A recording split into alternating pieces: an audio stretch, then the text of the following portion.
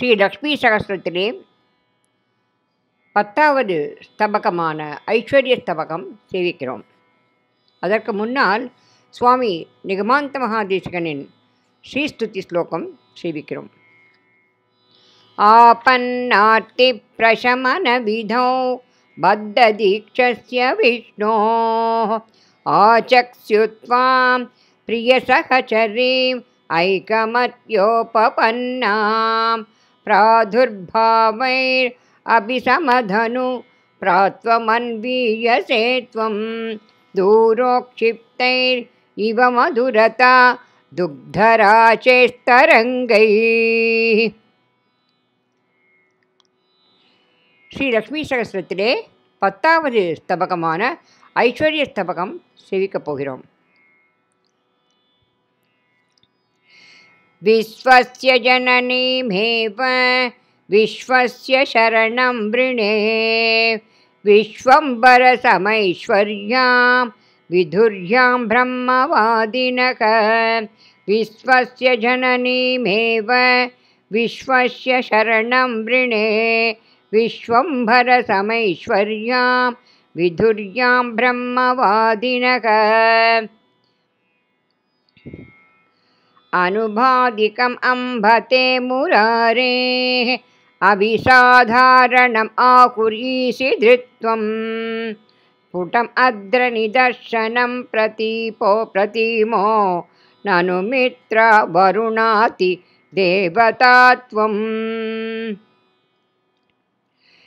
அவிசேஷம் அசேஷசேஷி பாவம் யுவயோர்யத்யபி வர்ணயந்தி சந்தக தனயே ஜலதேர்மிதப்ரதீதக ததபி ஸ்வாமினி சேஷசேஷி பாவக.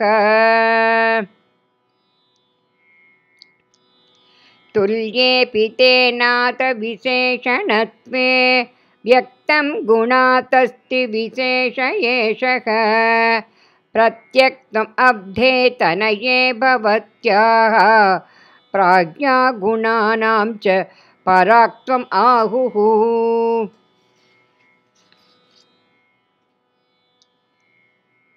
संसाराब्धौ मज्जतां सज्जनानां रक्षायज्ञे दीक्षितो राक्षसारिः अम्भोराशे पुत्रिपत्न्यान्तवासौ अन्वारम्भं नित्यमेत् अम्भुजाक्षः.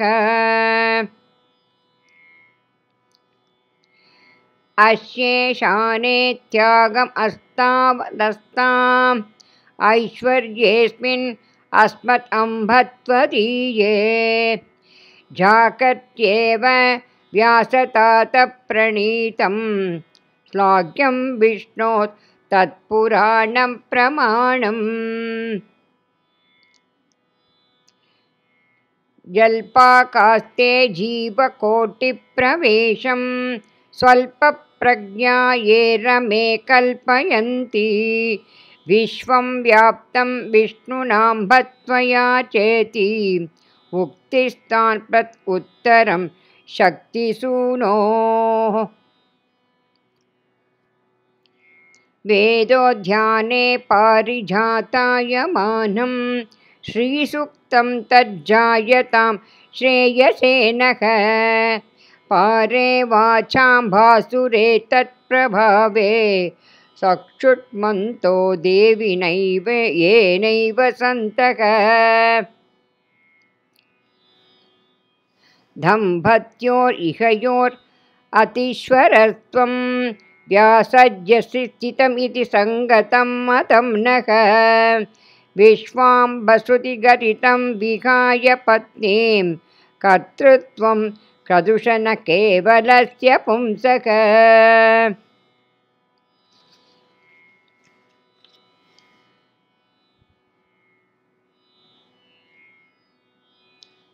दत्ताश्रयासु भवति महिमोपदेशे दद्दादृशीषु निगमान्तसरस्वतीषु नारायणप्रियतमे निखिलाप्युभेदं रामायणं ननु जयत् उपब्रह्मणं नः. एकग्रीवैर्निगमशिखिरैर्इन्दिरे निर्विशेषं विश्वव्याप्तिर्जननि युवयोर्व्यक्तम् उद्कुष्यमाणा ज्ञानध्वारा तव मधुरिपोर् आत्मनैवेद्यलीका वैषम्योक्ति कुत उपनता हन्तकेषाञ्चितेषाम् वैभवं तव मुकुन्दपत्न्यो वेदवेदशिखरानुवर्णितं वैभवं भुवि स विन्दति स्थिरं तुस्त्यजं त्यजति वैभवं ततः ऐश्वर्यम् अत्र मतुहन्तुरपक्नुते यो वो तवापि जगदम्बतयोर्उदिश्यः प्राश्चात् प्रदुष्यति विशिष्य पितृद्विषोऽपि मातृद्विषत्रिभुवने महती हि गर्हा श्रीमद्रामावरजसरणीं श्रेयसीमाश्रितानाम् आचार्याणाम् अभिजगुहचित् यस्तवाणुत्ववादः तस्याकूतं परमपुरुषापेक्षया तेऽब्धिकन्ये शेषत्वेन स्वत उपनत न्यूनतायां प्रतीमः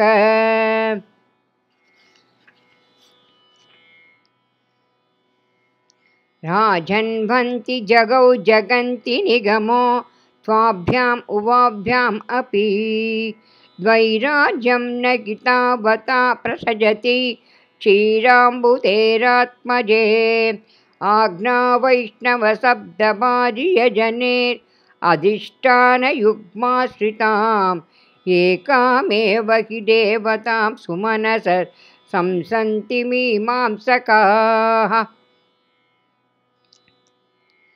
रामाकार्णे जनकतनया रुक्मिणी कृष्णरूपे भर्तुः कृष्णाजिनमुपगता ब्रह्मचर्येऽपि पद्मे अन्तर्यन्तु सकलजगताम् अच्युतात् अच्युतां त्वं दत्रे मूर्तिं तदिह युवयोर्प्रस्फुटो नित्ययोगः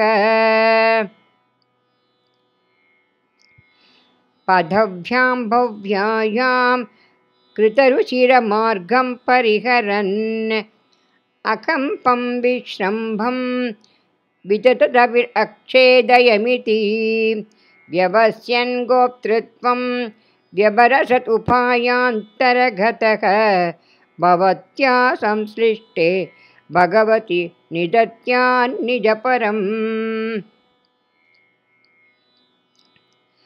न्यासक्रियाकरणमन्त्रपदानुरोधात् उद्देश्यम् आत्महविषि स्वयम् अर्प्यमाणे वाराशिपुत्रि भवति विनिनष्टिनाथं यागे महेन्द्रम् अखिलाम्बयतामहत्वम्